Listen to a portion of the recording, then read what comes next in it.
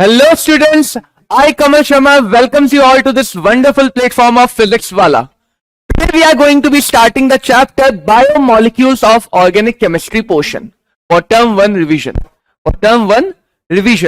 The chapter is a quite bio-oriented chapter which involves the study of carbohydrates, the carbohydrates molecule, the sugar molecules, and then we will move on to the study of proteins, amino acid, and then we will understand about the structure of proteins, the denaturation process of protein, and the chapter will be concluded with the nucleic acid section.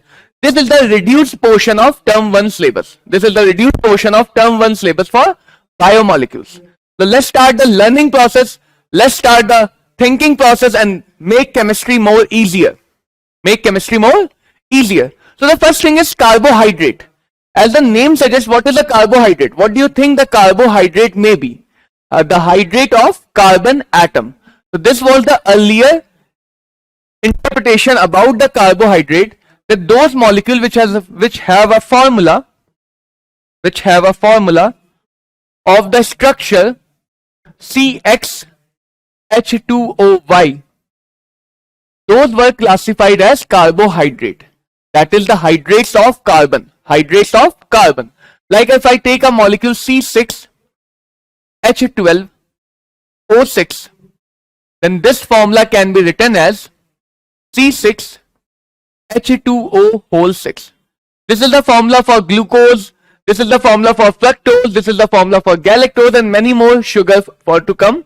And this can be written as a hydrate, hexahydrate of 6 carbon atom.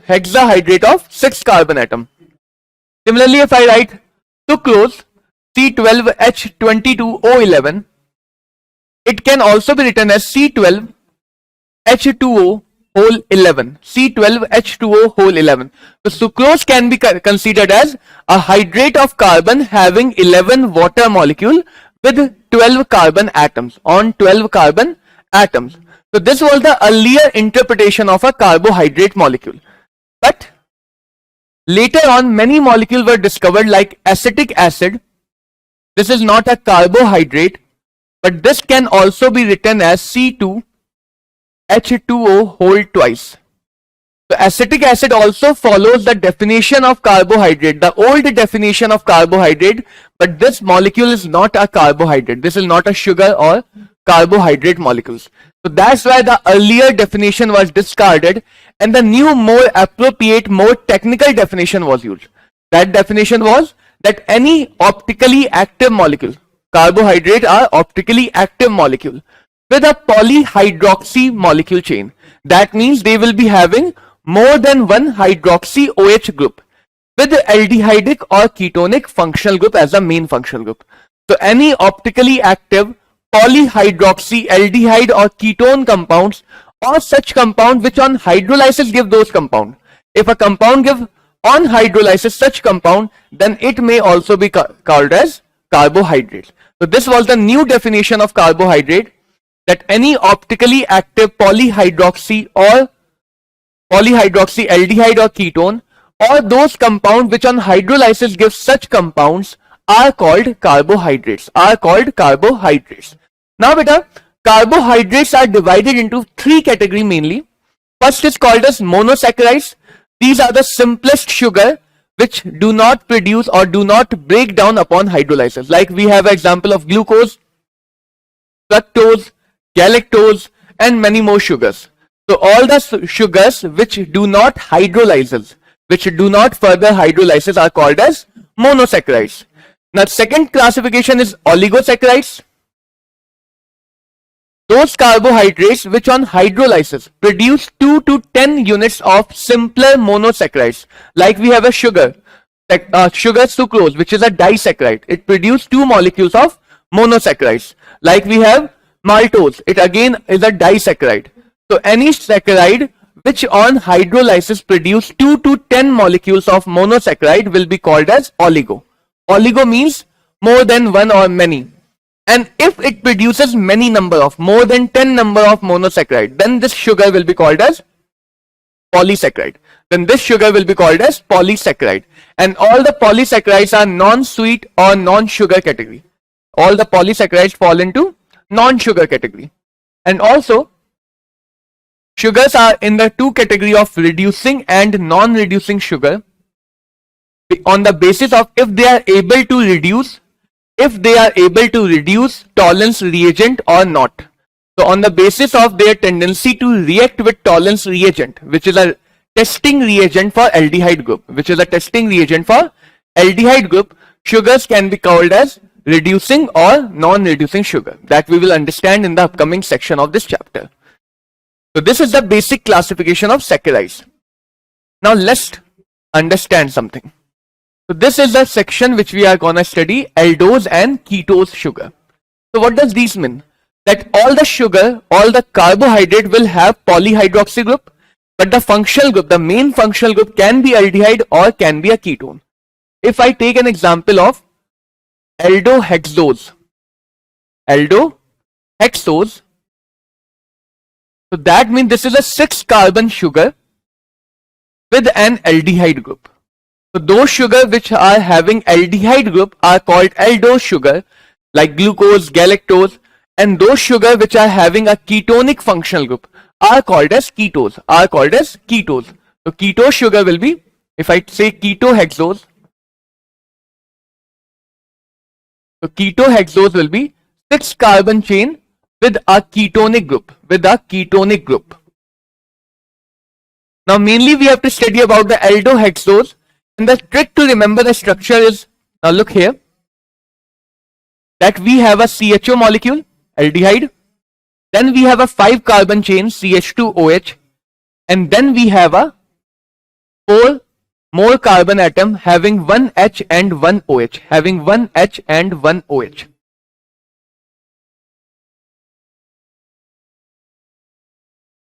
And beta, on the basis of this highest numbered chiral center, if the OH is on the right side, such sugars are called as D sugar.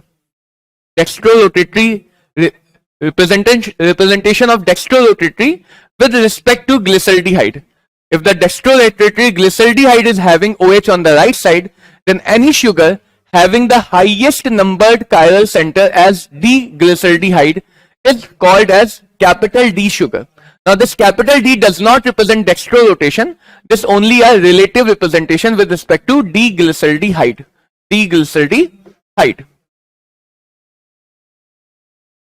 Now we are left with 3 chiral centers because we have fixed the configuration of the fourth one.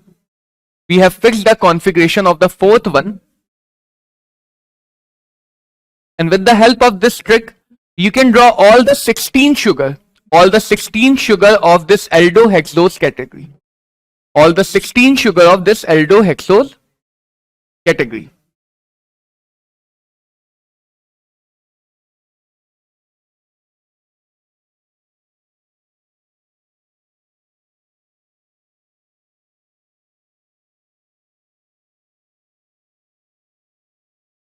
So first of all, I am drawing the basic similar representation, the same portion of the chain, that all will be having 6 carbon atom, all will be having 1 aldehyde group at the top, and all will be having the 4th numbered chiral center as OH on the right side. The 4th numbered chiral center with OH on the right side. So first of all, I am drawing the 8 structures, and the mirror images of these structures will give us the L isomer of each of these sugar. Now you have to remember, for the first sugar, we are having all OH on the right side. So I am calling this as a 0 sugar. And these chiral center I am calling as 1, 2, 3 and 4. And remember, for D sugar, we won't change the configuration of 4th numbered chiral center. For D sugar. Now, after 0, the first number comes in the number system is 1. After 1, we get 2. And as we have selected 1 and 2, then we can select a pair of 1 and 2 together. Now, after 1, after 2, and combining them, we get the third number, which is 3. And again, as we have selected 1, 2 and 3, we can select 1 and 3. We can select 2 and 3. and then we can select 1, 2 and 3. So first you have to understand this number logic, that we are having selecting the numbers 1, 2, then 1 and 2, then 3, then 1 with 3, then 2 with 3, and at the end 1, 2 and 3. Now what does this number means? The number tells you the position of chiral center, which will be having the configuration of OH opposite, which will be having the configuration of OH inverted. So the first number means that out of these three chiral center, the first OH will be on the left side, the position will be inverted. The 2 means the second OH will be on the left side. 1 and 2 means the first and second OH will be on the left side. The 3 means the third OH will be on the left side. 1 and 3 means first and third OH will be on the left side. 2 and 3 means second and third OH will be on the left side. And 1, 2, 3 means first, second and third OH on the left side. First, second and third OH on the left side. And the remaining configuration remains the same, that the remaining OH will be on the right side. So by selecting these numbers, you can find out which OH is on the left and which OH is on the right side. Which OH is on the left and which OH is on the right side. And the remaining bonds will be having hydrogen atom. The remaining bonds will be having hydrogen atom. So let us draw the hydrogen atom as well.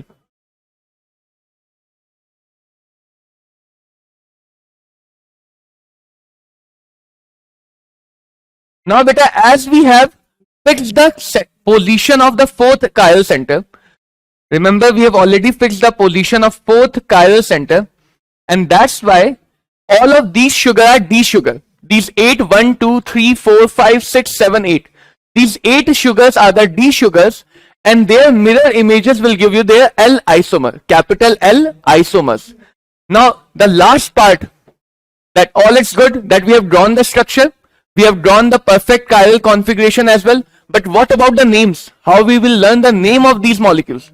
So for the name, the code is all alchemist gladly make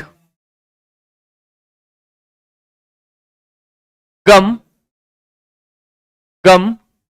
in gallon tanks. This is the mnemonics to learn the name order. You have to follow the order here, then only the mnemonics will work, and with this mnemonic I can learn the name of all these 8 sugar. That first all means this is a allose sugar. This is allose, D-allose. The second sugar is altrose, D-altrose. Now the third is GL, means you can take the first 2 letters. So third sugar is glucose, D-glucose. So from here you can know and learn, because this is the most important of these all 8. D-glucose has second OH, the second chiral OH on left, and all the remaining OH are on the right side in Fischer projection. After glucose we have D-mannose, from make D-mannose. After that we have gum, that means gulose, D-gulose. After gum we have I, so this is iodose. This is iodose. After I we have GAL, so this is D-galactose. This is D-galactose. And in the last we have tank, TA, so this is D-talose. All of these are D sugar, and by finding their mirror image we will get L-mannose, L-gulose, L-glucose and other sugars of L configuration. So this is the method to learn all the 16 structures of aldohexose, all the 16 structure of aldohexose, and from there you can find the epimers, diastereomers, enantiomers and other things. Enantiomers are mirror image. So D-glucose and L-glucose will be enantiomers. D-glucose and L-glucose with any of the rest 14 will be diastereomers, because they are not mirror images of each other. So D and L pair with any remaining 14 will form a diastereomer pair. And if the configuration has difference of only one chiral configuration, like glucose and mannose, they have a difference only at this OH, first chiral position. So such molecules are called as epimers. Such molecules are called as epimers. So these are glucose and mannose. These are epimers. So from here also you can find the answer related to optical isomerism problems. Optical isomerism problems. So let's see now the ketose sugar.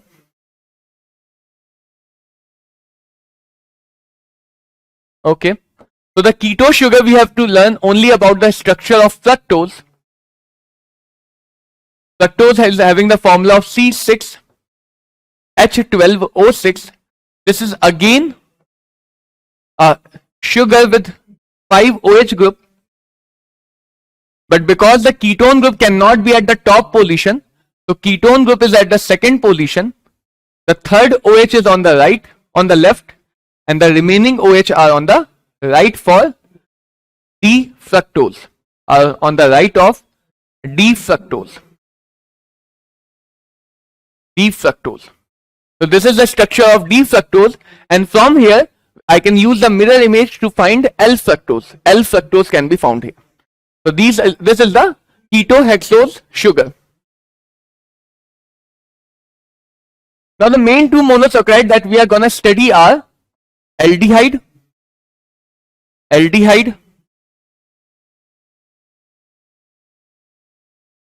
and aldehyde sugar will be glucose that we will study extensively,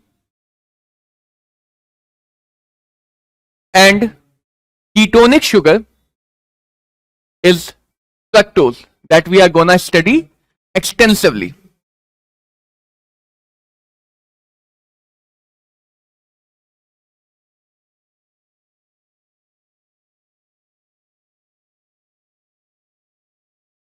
So these are our two selected monosaccharides, and on the basis of these saccharides you can learn or draw the structure of any other saccharide by using the same technique that we are gonna study here for D-glucose and D-fructose.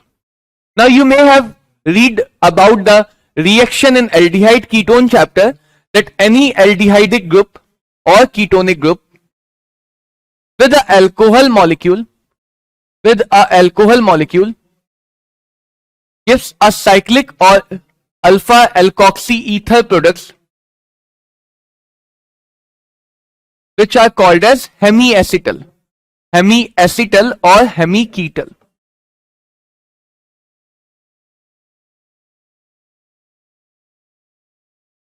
The alcohol oxygen attacks on the carbon of carbonyl, and the pi bond opens, and this lone pair of oxygen attacks on this hydrogen. So there is a alpha alkoxy alcohol group, and such molecules are called as hemiacetal or hemiketal.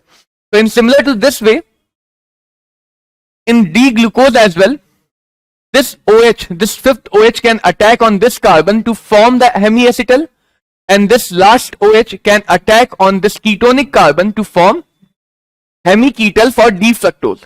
And that's why glucose occurs in an equilibrium state. Glucose and fructose both occurs in an equilibrium state where the structure is continuously changing from D form to L form, and L form to, from D form to cyclic D form, and from cyclic D form to another cyclic anomeric form. So how we draw the structure of these cyclic anomers? Let's see here.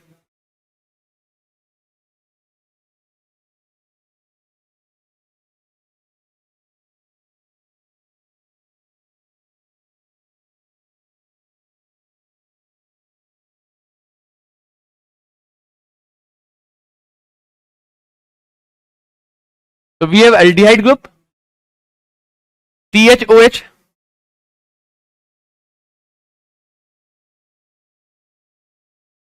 first OH chiral on the right, the second OH on the left, the third OH on the right, the fourth OH on the right, and then CH2OH, Now this oxygen will attack on this carbon. And this pi bond will open. So see what we will get here. We are giving this oxygen 1, then carbon 2, 3, 4, 5, 6. we are getting a six-membered cyclic chain with oxygen in one of the atom. So this is a six-member cyclic chain of oxygen. Now if I name the number A, B, C, D, E and F, and I start in the clockwise fashion from the oxygen atom. So this is A, this is B, this is C, this is D, this is E. Remember, we start in the clockwise fashion, and if you start naming in the clockwise fashion, you rotate the structure into clockwise direction. If you start naming in the anti-clockwise fashion, you rotate the structure into anti-clockwise direction. So when I rotate into clockwise, this BOH will come 90-degree rotation, then this BOH will come in the downward position. So this OH will be down, H will be above. This COH will go into the above position. So this OH will come above, this will come down. This DOH will again come into down. And for the last atom, you can remember that CH2OH is always above. CH2OH is always above for this clockwise rotation. Now, what about this A carbon? This A carbon will having a new OH group due to this pi bond. And this OH group was planar before, and now it will become non-planar and will show the optical activity. So this planar molecule can go into both direction, right side as well as left side. So if this first OH is on the right side, it will come down. And similarly, again for this second form, where HOH, OHH, HOH and HCH2OH. The another possibility is that this OH, this new OH can go onto the left side of the Fisher projection, and this will result in OH above the plane and H below the plane. So based on the basis of right and left orientation of first new chiral center, the glucose is named as alpha D glucose. This is the alpha anomeric form, and this is the beta D glucose. Both are D sugars because this is a structure of D glucose. So this is alpha D glucose and this is beta D glucose. And because the ring is similar to the pyran ring, so this is called as alpha D glucose pyranose. Alpha D glucose pyranose, and this is called as beta D glucose pyranose. Beta D glucose pyranose. So these are the two cyclic structure of glucose, alpha and beta, and these structures differs at the position of first chiral center, and that's why they are called as anomeric forms. They are called as anomers. And both these anomers are interconvertible. They exist in equilibrium because they can open again into the linear structure, and that linear structure can go into any of the form of alpha and beta. So alpha can get open into the linear and the linear can form beta, or the beta can get open into the linear structure and the linear structure can form alpha anomer. The linear structure can form alpha anomer, and that's why all these three states of glucose exist in a equilibrium, in a dynamic equilibrium, and these structures have one anomeric carbon, this position. One anomeric carbon, which is this first carbon. Now this first carbon was aldehydic carbon, and aldehyde carbon can reduce tolerance reagent. So any sugar, remember, any sugar that have this carbon as free atom, this carbon is as it is HOH, then only those sugar can have a free aldehyde group, and only those sugar can be a reducing sugar. That means if I have this as a free, then only the sugar will be reducing sugar. So that's why in all the monosaccharides, there is no joining of any ring, and all the monosaccharides will be having this carbon as free carbon, and all will be reducing sugar. All will be reducing sugar. Similarly, if I see the cyclic structure of fructose,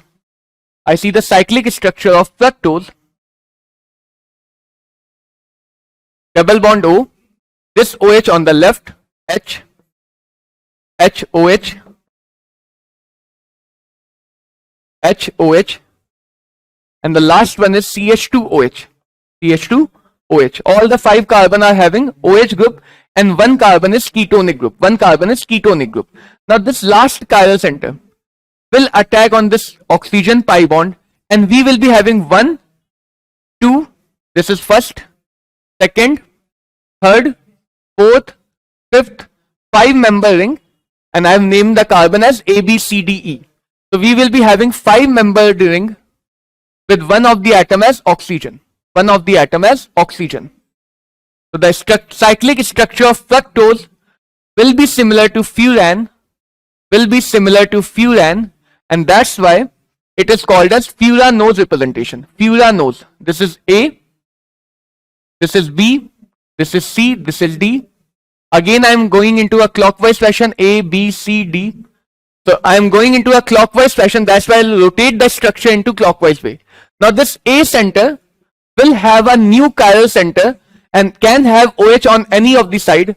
So 2 possibilities are there, OH on the right side and right side OH on rotation will go down and OH on the left side and the left side OH on rotation will go up. The right side OH on rotation will go down while the left side OH on rotation will go up. That's why the first form having OH on right is alpha D fructofuranose. Alpha D fructofuranose, and the second form is beta D fructofuranose. Beta D fructofuranose. Now the remaining carbon can be drawn very easily. There's this B carbon will have OH on the above. This B carbon will have OH on the above and H on the down. This C carbon will have OH on the down. And for this D carbon, the CH2OH will always be above. The last CH2OH will always be above. And H will become down. Similar to this, OH will be above, H will be down. H will be above, OH will be down. And here the CH2OH will always be above. The CH2OH will always be above for the cyclic rotation. So these are the 2 anomeric forms of fructose which also exist similar to glucose in a dynamic equilibrium. Now what is the use of these cyclic forms? So I have already drawn the structure of these oligo or disaccharides. You just have to learn about the joining and then you can automatically by default can draw the structure by yourself. How the joining occurs? Let's see here. Suppose I tell you that maltose, you remember only this thing, that maltose is a disaccharide which is having C1 alpha glucose plus C4 alpha glucose. That is, the maltose is a sugar which is having 2 molecules of alpha glucose joined together at C1 and C4 carbon. So what will you do here? That you are already having this alpha D glucose. This is the first carbon, first, second, third and fourth. So all the oligosaccharides have an ether linkage. 2 OH molecules joined together through a ether linkage, and C1 C4 link means the first OH will be of C1 carbon and the second OH of second molecule will be of C4 carbon. That is, this C1 will join together with C4 of another molecule in order to give you 2 alpha D glucose molecules joined at C1 and C4 through a ether linkage, which is called as glycosidic linkage here. So just look carefully for the structure of this maltose. This is alpha glucose 1, 2, 3, 4, 5, 6, and this is also alpha glucose 1, 2, 3, 4, 5, 6. You can see this OH is on the downside for alpha anomer, and one C4 is joined together with another C1 at glycosidic linkage via glycosidic linkage. So this is the structure of maltose. Similarly, for lactose, you may remember that lactose is having beta D glucose, beta D galactose and beta D glucose. For beta anomer of galactose, you can form the cyclic structure as we have learned for glucose. and this is joined at C1 carbon of galactose and C4 carbon of glucose. C1 carbon of galactose and C4 carbon of glucose. So this is the first carbon. Now for beta enomer, this OH is on the above. This beta enomer is having OH on the above side. First carbon, second carbon, third carbon, fourth carbon, fifth carbon. Similarly, first, second, third, fourth, fifth. So in the lactose sugar, one molecule is beta galactose and another molecule is beta glucose joined with beta galactose C1 and beta glucose C4. Similarly, for sucrose, you are having two molecules of alpha and beta, alpha glucose and beta fructose, and both are joined together with their C1 carbon. Both are joined together with their C1 carbon. So except sucrose, both maltose and lactose are having C1-C4 link, but sucrose is having C1-C1 link. Now what changes here? What does change here? That C1-C1 means both of these C1 carbon are trapped, and that's why this becomes a non-reducing sugar. Non-reducing disaccharide sugar, because it does not have free aldehyde or free ketone group in order to reduce the tolerance reagent. But here the C1 carbon of glucose unit is free. This carbon is free, and that's why maltose is a reducing disaccharidic sugar. Maltose is a reducing disaccharidic sugar, and similar to maltose, this lactose is also having the first carbon as free. It is not joined together with any other carbon.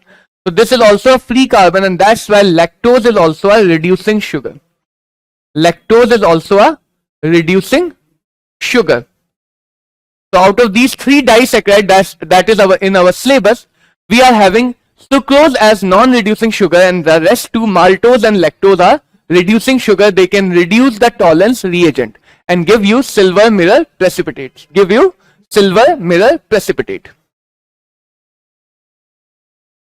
Now similar to this disaccharide, we can learn the structure of polysaccharide as well, which is the structure of starch. The starch is having two units. One is amylose, which is about 15 to 20% of total starch, and this portion is water soluble. This portion is water soluble. And this is a linear polymeric of alpha D glucose with the C1-C4 link. C1-C4 link. So you have to draw many alpha D glucose in a linear fashion, and fourth carbon of one unit will join with one first carbon of another, and that will go on repeating itself. C1-C4 link will be getting formed, and the terminal side will have C1 as a free carbon.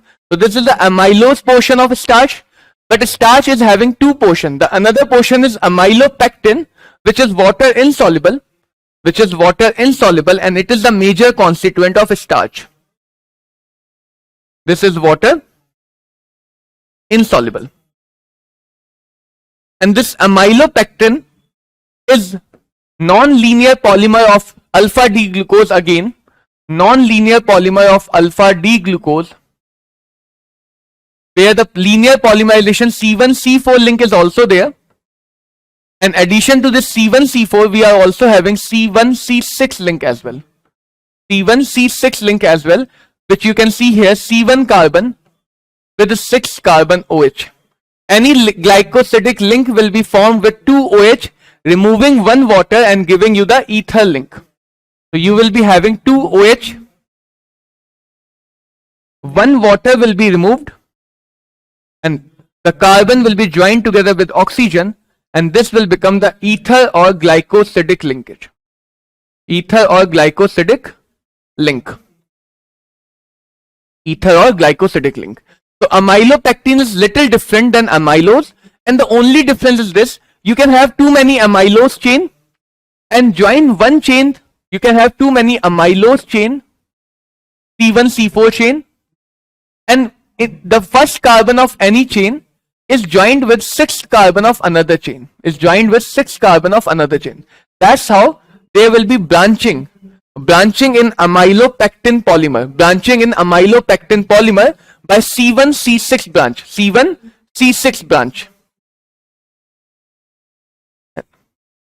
So that's how we can learn the structure of all the monosaccharides, oligosaccharides, mainly the disaccharides, sucrose, maltose, lactose, and the polysaccharides starch.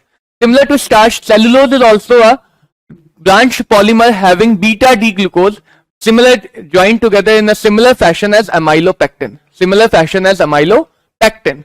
So for the structure of di and polysaccharides, you only have to remember which sugar units are joined through which carbon atom. And the hydrolysis will give you the same result. If I hydrolyze maltose, as it is having 2 alpha glucose, so on hydrolysis of maltose, I will get 2 alpha D glucose unit. If I hydrolyze sucrose, it will give you 1 alpha D glucose and 1 beta D fructose unit. So the hydrolysis can also be justified by the structure of di and polysaccharides. The hydrolysis of starch will give you only alpha D glucose molecule. Why I say so? Because the starch structure has only alpha D glucose joined in a C1C4 or C1C6 link. Now the second section of this chapter is proteins. What are the proteins? Proteins are basically the building block of our body that builds muscles in our body, that helps in digestion of food and other such human activities. And proteins are formed by joining or by polymerizing of amino acids. So amino acids are a carboxylic acid group, COOH. This is having an alpha carbon, and on this alpha carbon we are having an NH2 group. On an alpha carbon we are having an NH2 group. So this can be called as alpha amino carboxylic acid. Alpha amino carboxylic acid, and here we can have any R chain in different amino acids. So the amino acids are basically alpha amino carboxylic acid having a carboxylic group and an amino group to the alpha position, at the alpha position. This R group can be H, this can be a carbon chain, this can be a cyclic chain, and on the basis of this R, we get different type of amino acid.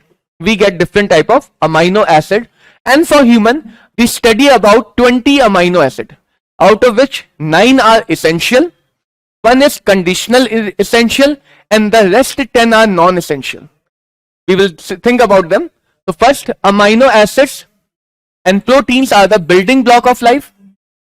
When proteins are broken down, amino acids are formed. So basically, the carboxylic acid of one amino acid, when polymerizes with amine group of another amino acid, they lose this OH and this H and form an amide group, carboxylic amide acid amide group, and they join together to form a bigger molecule, and this dimerization process can go on continuing in order to give you the structure of proteins. And this link, this acid amide link which join the amino acid, this acid amide link is called as peptide link. This is called as peptide link.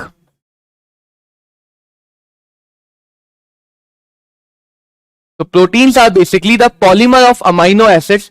So when proteins are broken down in our body, we get amino acids, and those amino acids help in the many natural processes occurring inside our body.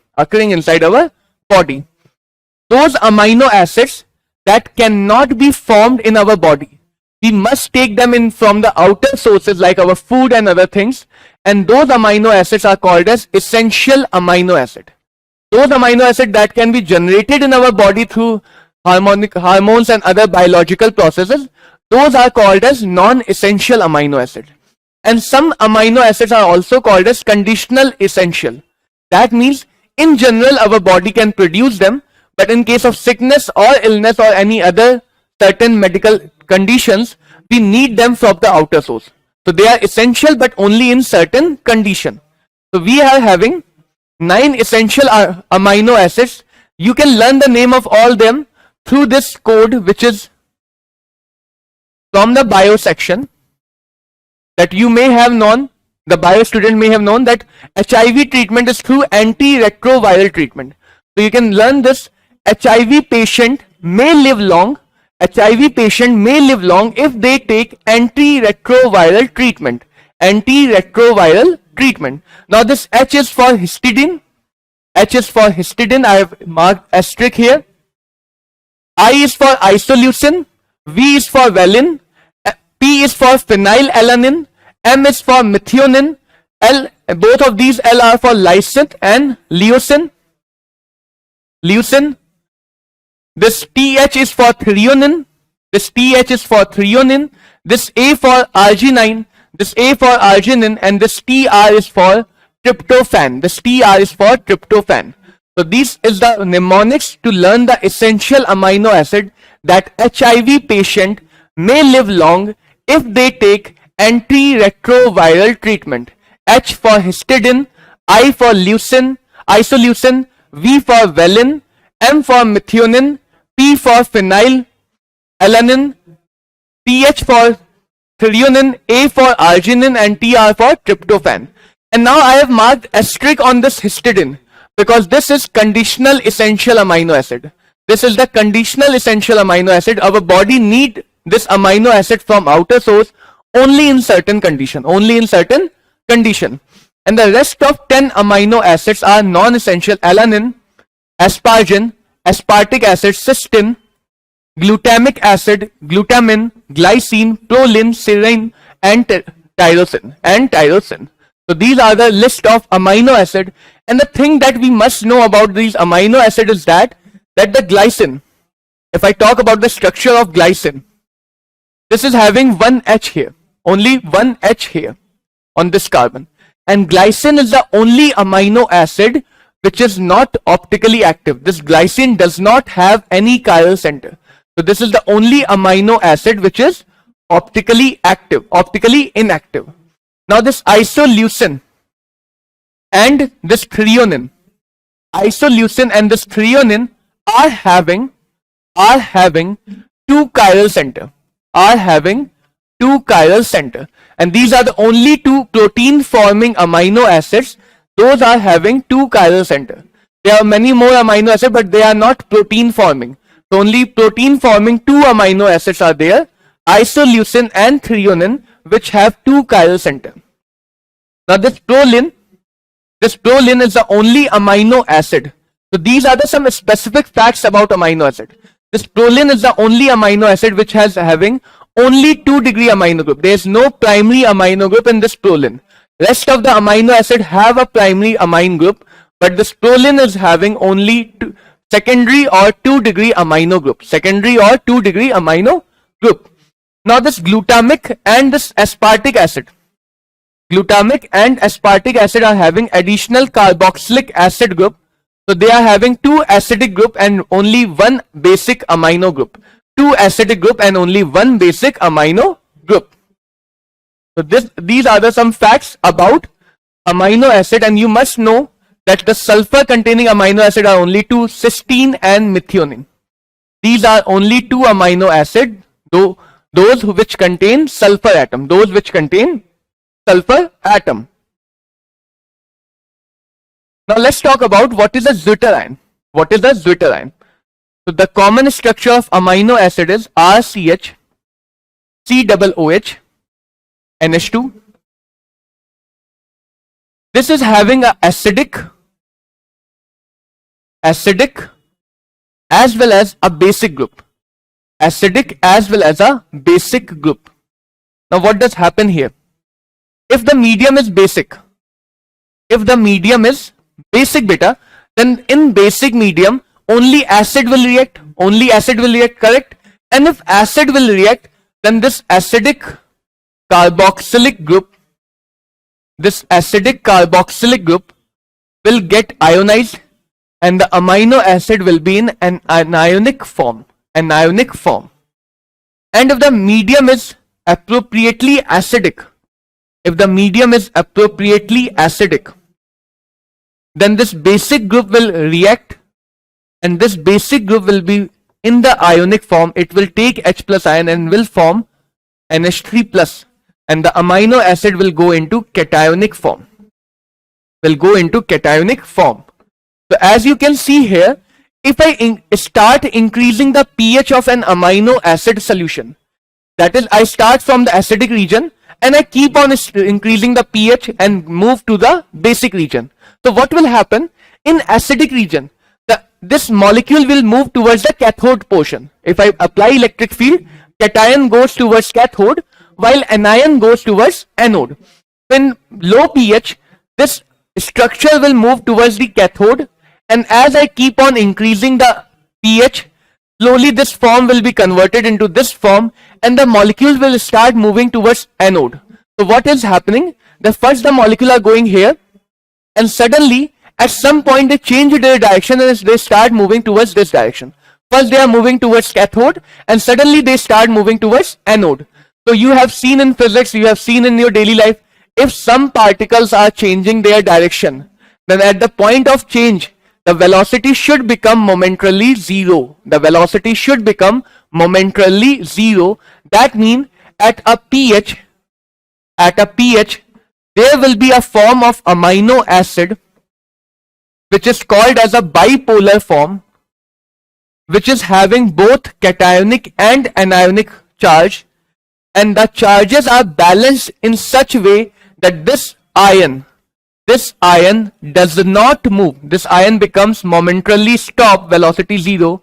So this does not move towards cathode as well as anode. Towards cathode or anode.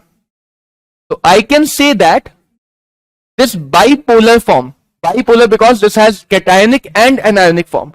So this bipolar form is not affected by electric field, and this bipolar form is called as Zwitter ion.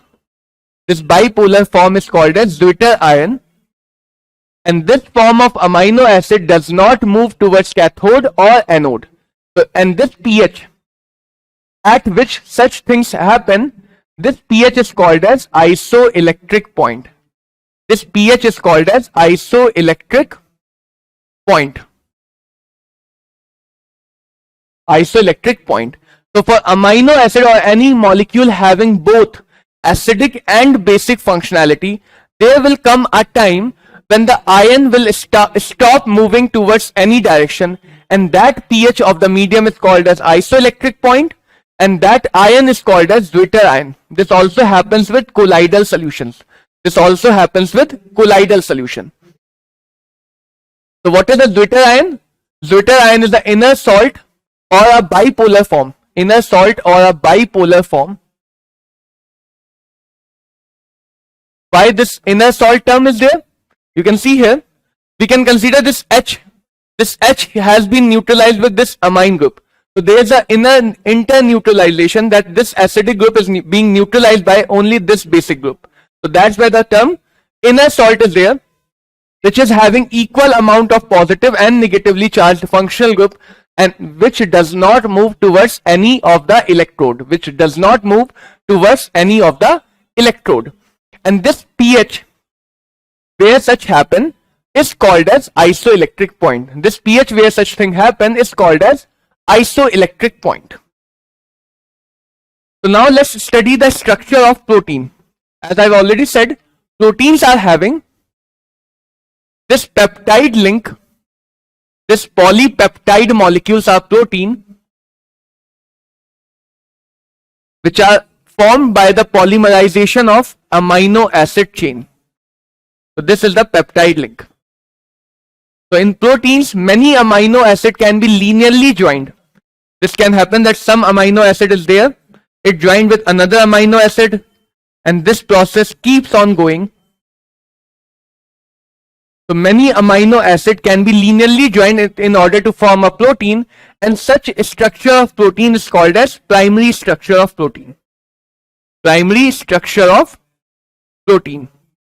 As you can see here, a very long molecule is drawn, which is having too many amino acid joined in a linear fashion through a peptide bond. And this peptide bond is having NH2 group. some NH2 group or NH group and some carboxylic acid group in between them. Now what happens that this NH2 and carboxylic both are polar molecules, right? Both are having high polarity and they can form H bond. They can form H bond, yeah, intramolecular H bond. We can also say that they can form intramolecular H bond. And if the intramolecular H bonding is formed, suppose this amino acid forms H bond with this portion here.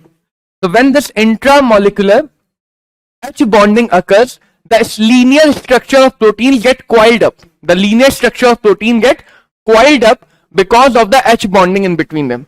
And that gives us the secondary structure of protein. Secondary structure of protein. You can see here some of the H bond are being formed, and that's why the protein is getting coiled up. This is called as alpha helix of protein or secondary structure of protein. Something this by this as well, that the structure is getting coiled up through the H bonding, between different coils. This is the secondary structure of protein. Now what happens if this secondary coil of protein, if I am having a secondary coil of protein and the lower portion of coil get turns up and two secondary coils are joining together through H bonding again. So that will give you a structure similar to this, that the secondary structure having H bond is turned up and these two secondary structures join together through H bonding. So this is called as tertiary structure of the protein. So the main structures of proteins are coiled up structure. Proteins is a very long molecule chain which get coiled up through H bonding. And if this tertiary structure get H bonded again with another secondary structure, then this is called as quaternary structure of protein. So protein is having a primary amino acid polymeric chain, and that primary chain can be coiled up into secondary, a less H bonded chain, tertiary, a more H bonded chain, quaternary, a most H bonded chain. And what happens when you heat it?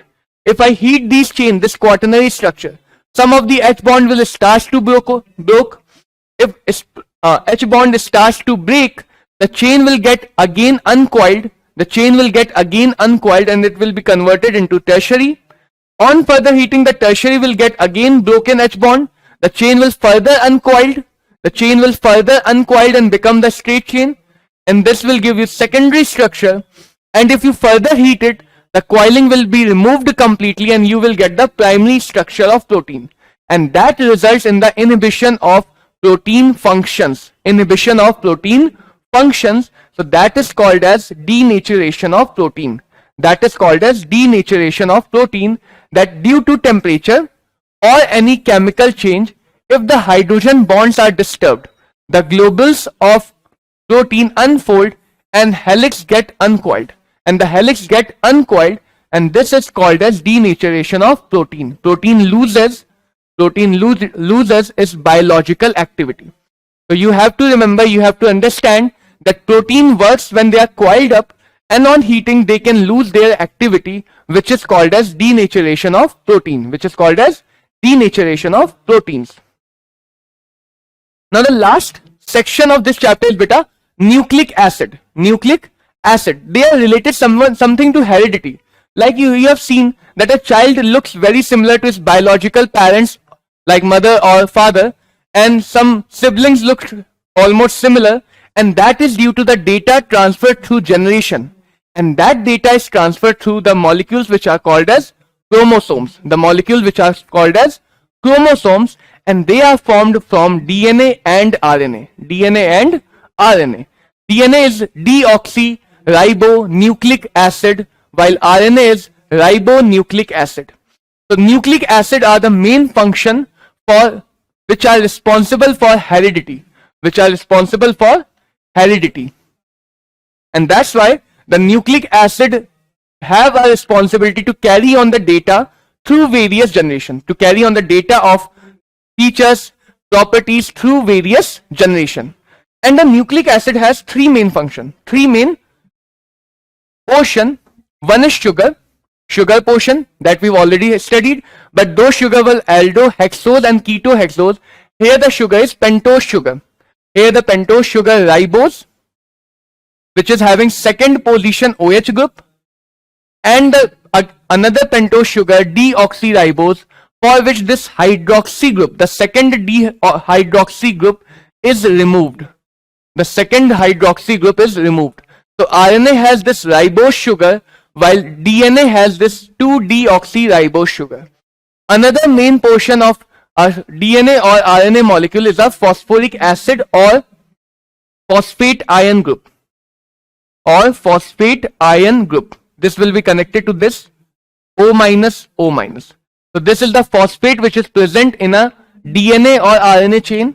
And the third main portion will be base. Third main portion present will be a base. And these are the 5 bases which can be found in DNA or RNA. The first base is adenine. You have to learn the structure of these. Guanine, cytosine, and this thymine and uracil. Only one of them will be present in a DNA or RNA chain. This thymine is absent in RNA and present in DNA, while this uracil is absent in DNA and present in RNA. So out of these 5 bases, only 4 bases will be present in a DNA or RNA molecule, and these 4, adenine, guanine, cytosine, these 3 will be present in both DNA and RNA strand. DNA and RNA strand. So a normal DNA molecule or RNA molecule looks something like this.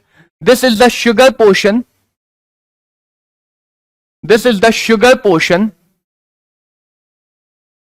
This is the phosphate group attached to the sugar portion, and this is a base attached to the sugar first position. Sugar first position. So this is called as a nucleotide. Nucleotide structure, which forms the molecule of DNA and RNA. Now DNA is a double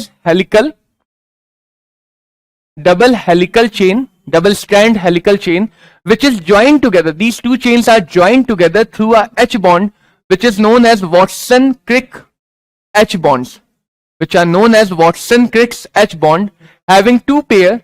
One pair is AT pair and the second pair is GC pair. So we are having adenine and thymine base joined together through H bond, and guanine and cytosine base joined together through H bond. So if one strand is having a molecule here, A base here, so the second strand will compulsory have a T base here, so that ATH bond can be formed. If another strand is having cytosine here, then the opposite strand will have G, guanine here, in order to form the Watson-Crick hydrogen bond. So DNA is double helical strand because of the H bonding, while RNA is a single strand nucleic acid having the bases guanine, cytosine, uracil and arginine, and this uracil base is absent in DNA. So this is the linear single strand chain of RNA. Sorry, this is the uracil base, this is the uracil, and this is the adenine base.